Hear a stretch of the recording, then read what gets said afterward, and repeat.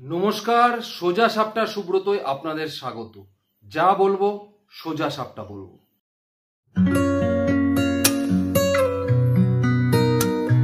আন্দোলনের 58 দিনের মাথায় জুনিয়র ডাক্তাররা তাদের কর্মবিরতি তুলে নিল। তবে কর্মবিরতি তুলে নেওয়া মানেই যে তারা তাদের 10 দফা দাবি থেকে বা তাদের আন্দোলন থেকে সরে আসছে তা কিন্তু একদমই নয়, বরং আজকে তারা তাদের আন্দোলনের ভবিষ্যৎ ঠিক করে নিল। 24 ঘন্টা সময় দেওয়া হয়েছে সরকারকে। 24 ঘন্টার মধ্যে যদি তাদের দাবি পূরণ না করা হয় তাহলে তারা আমরণ অনশনে বসবেন। দেখুন, এই আরজিকর ঘটনা নিয়ে জুনিয়র ডাক্তারদের এই অভিনব আন্দোলন কিন্তু দিকে দিকে সাড়া ফেলে দিয়েছে। প্রত্যেকটা পশ্চিমবঙ্গের মানুষ, ভারতবর্ষের মানুষ, এমনকি ভারতবর্ষের বাইরের মানুষও ফিজিক্যালি ডাক্তারদের সাথে উপস্থিত থাকতে না পারলেও মেন্টালি কিন্তু পুরোপুরি সাপোর্ট জুনিয়র ডাক্তারদের করে এসেছেন।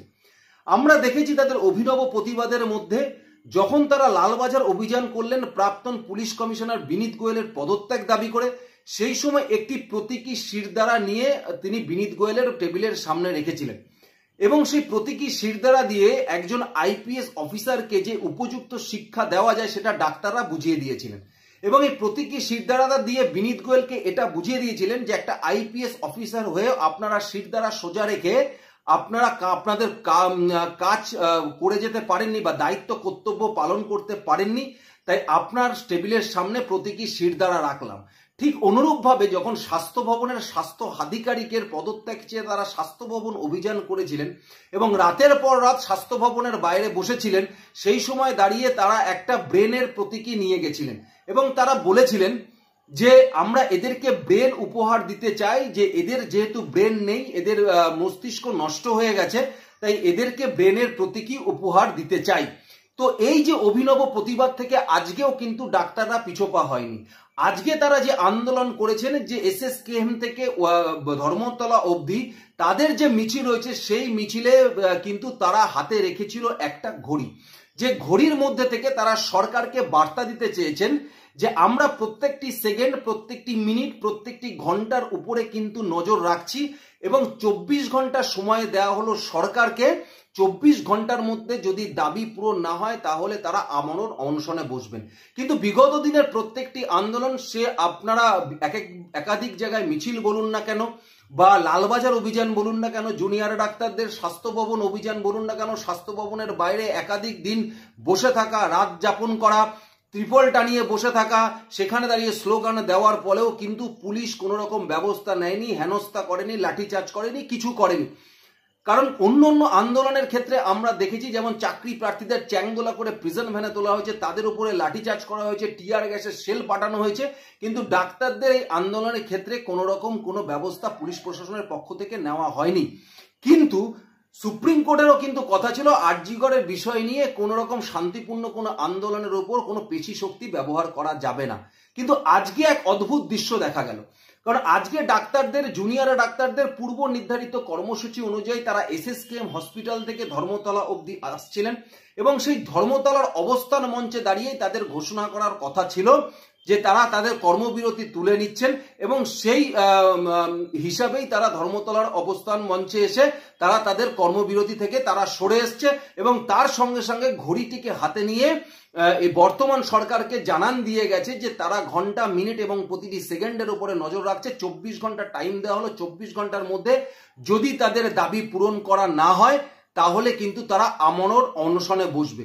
কিন্তু সেই মুহূর্তে দাঁড়িয়ে, মিছিল যখন আসছিল সেই মুহূর্তে দাঁড়িয়ে পুলিশ এবং প্রশাসন কিন্তু পেশি শক্তি ব্যবহার করলেন, যেটা বিগত দিনে করেনি, আজকে করেছেন। দেখে নিন কি হয়েছে সেই সময়। দেখছেন বচসার ছবি। আপনাদের জানিয়ে রাখি, ধর্মতলায় ডাক্তারদের মিছিল শেষের পর পুলিশের সঙ্গে তাদের একটা বচসার পরিস্থিতি, একটা বাদানুবাদের পরিস্থিতির সৃষ্টি হয়। তার কারণ যেটুকু আমরা জানতে পারছি, ধর্মতলায় মঞ্চ তৈরি নিয়ে এই বচসার সূত্রপাত। ধর্মতলার মোড়ে এরপর বসে পড়েন জুনিয়র ডাক্তাররা, বেশ কিছু ক্ষেত্রে তাদেরকে টানা হেঁচড়া করা হয়। একবার শোনাই অ্যাম্বুলেন্স সং। অনুমতি ছিল, সেই অনুমতিকে ঘিরে তাদের জুনিয়র চিকিৎসকদের একটি প্রতিনিধি দল এখানে আগে এসছিলেন। তাদেরকে পুলিশ জোর করে তুলে নিয়ে যায় এখান থেকে, তাদেরকে মারধর করা হয়। এবং সেই ঘটনার প্রতিবাদে এই মুহূর্তে চিকিৎসকেরা, জুনিয়র চিকিৎসকেরা প্রত্যেকেই এখানে অবস্থান বিক্ষোভে বসে রয়েছেন। অবস্থান বিক্ষোভে বসে পড়লেন জুনিয়র চিকিৎসকেরা। এই দিকের ছবিটা দেখাবো, যে মিছিল চলছিল এখানে, মিছিল ঘিরে চারিদিকে এই মুহূর্তে স্লোগান শাউটিং চলছেন, স্লোগান শাউটিং রয়েছেন জুনিয়র চিকিৎসকেরা। এখানে জুনিয়র চিকিৎসকরা স্লোগান করছেন আর তাদের স্পষ্ট বক্তব্য, তারা এখানে বসে পড়ছেন। এখানে অনুষ্ঠবের সঙ্গে কথা বলবো। এই ধরনের যে যানজটটা তৈরি হয়েছে, আমরা তো এখানে শান্তিপূর্ণ মিছিল করে এসেছি, আপনারা সবাই ছিলেন। আমরা এখানে এসে বসে একটা সমাবেশের প্ল্যান করেছিলাম, কিন্তু তারা আমাদের এখানে আসার আগেই আমরা দেখতে পেলাম আমাদের এক জুনিয়র ডাক্তার ভাইকে টেনে হিঁচড়ে সরিয়ে দেওয়া হয়েছে এবং কার্যত হুমকি দিয়ে সরিয়ে দেওয়া হয়েছে। এই জিনিসটাকে আমরা ধিক্কার জানাচ্ছি এবং কলকাতা পুলিশ যে বারে বারে আমরা তাদেরকে ধিক্কার জানিয়েছি, এটা তার আর একটা ফলস্বরূপ। এবং এই জায়গা থেকে দাঁড়িয়ে আমরা এখানে এই মুহূর্তে দাঁড়িয়ে ডেমনস্ট্রেশন স্টার্ট করার প্ল্যান করছি। একদমই এই কথা নয়, ওয়াই যাওয়ার জায়গা ছিল এবং আমরা এখান থেকে যদি অনুমতি না যাওয়ার জায়গা থাকে, কথাবার্তার জায়গা ছিল, কাউকে টেনে হেঁচড়ে সরিয়ে দেওয়ার যায় না। এটা কোনো একটা গণতান্ত্রিক পরিবেশ নয়। ওয়াই চ্যানেলে টেনে হেঁচড়ে সরিয়ে দেওয়া হয়েছে জুনিয়র চিকিৎসকদের। সেই ঘটনাকে সামনে রেখে এখানে প্রতিবাদে জুনিয়র চিকিৎসকরা তারা সকালেই বসে পড়েছেন। এখানে জুনিয়র চিকিৎসকদের যে মিছিল ছিল, সেই মিছিল তারা এখানে বসে পড়েছেন। এখানে সমস্ত যারা চিকিৎসকরা আছেন তারা এই রাস্তায় এসে বসে পড়েছেন এবং এখানে বসে পড়ার পর তারা জুনিয়র চিকিৎসকরা যারা রয়েছেন তারা সকলে এই মেট্রো চ্যানেলের সামনের যে জায়গা, সেই জায়গায় তারা এসে ম্যাটাডোর তারা ঢুকিয়ে তারা সেখানে বসে পড়েছেন এবং সেখানে সব মেডিকেল কলেজেরই জুনিয়র চিকিৎসকেরা রয়েছেন এখানে। তারা কার্যত এখানে একেবারেই অবস্থানের ছবি দেখলেন তো কিভাবে পেশি শক্তি ব্যবহার করেছে জুনিয়র ডাক্তারদের উপরে। তবে মজার বিষয় হলো, যখন জুনিয়র ডাক্তাররা এটা নিয়ে পুলিশের কাছে কথা বলেছে, পুলিশকে বলেছে, তখন তারা বলেছে আমরা তো চিনি না কোন পুলিশ এটা করেছে। কি অদ্ভুত না? তবে জুনিয়র ডাক্তারদের এইভাবে তো আন্দোলনকে থামানো যাবে না। তারা সবাই ওয়াই চ্যানেলের সামনে অবস্থানে বসে পড়েছেন যে কেন তাদেরকে হেনস্থা করা হলো, এবং আজকে তারা দাঁড়িয়ে যে তাদের গলার ভয়েস যেটা ছিল, এবং তারা এই ধর্ণা মঞ্চ বা অবস্থান মঞ্চ থেকে তারা আজকে যেটা বলেছেন যে তাদের এই আন্দোলনের প্রেসারের ফলেই কিন্তু সিবিআই এখনো অবধি 3 জনকে গ্রেপ্তার করেছে। সন্দীপ ঘোষকে গ্রেপ্তার করেছে, টালা থানার ওসিকে গ্রেপ্তার করেছে, গতকালও একজনকে গ্রেপ্তার করেছে।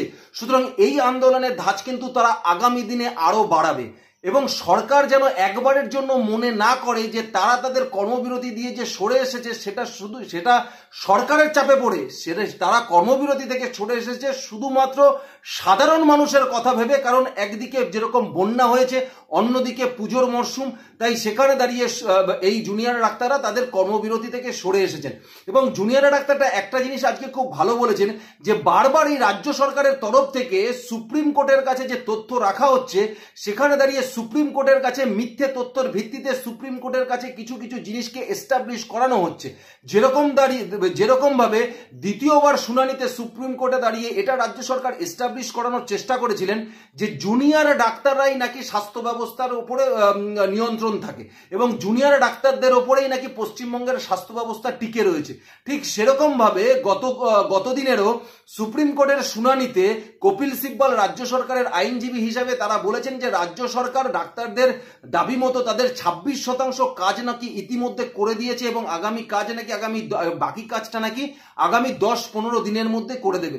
সেখানে দাঁড়িয়ে জুনিয়র ডাক্তাররা বলেছেন যে 6% কাজও এখনো পর্যন্ত হয়নি। তাহলে সুপ্রিম কোর্টে দাঁড়িয়ে তারা কি করে বলে যে 26% কাজ হয়ে গেছে, যে দাবি অনুযায়ী 26% কাজ হয়ে গেছে।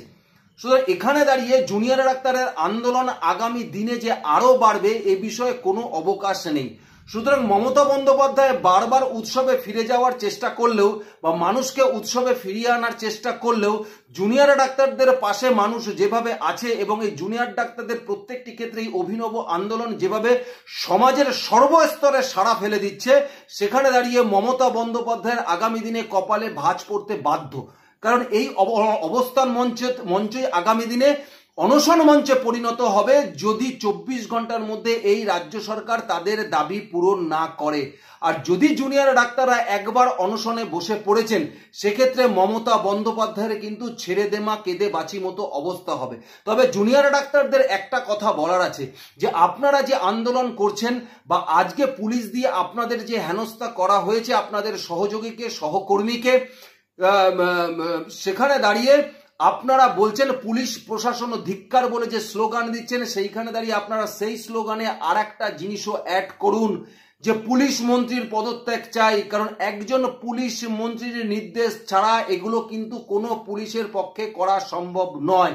এটা আপনারা সবসময় মাথায় রাখবেন।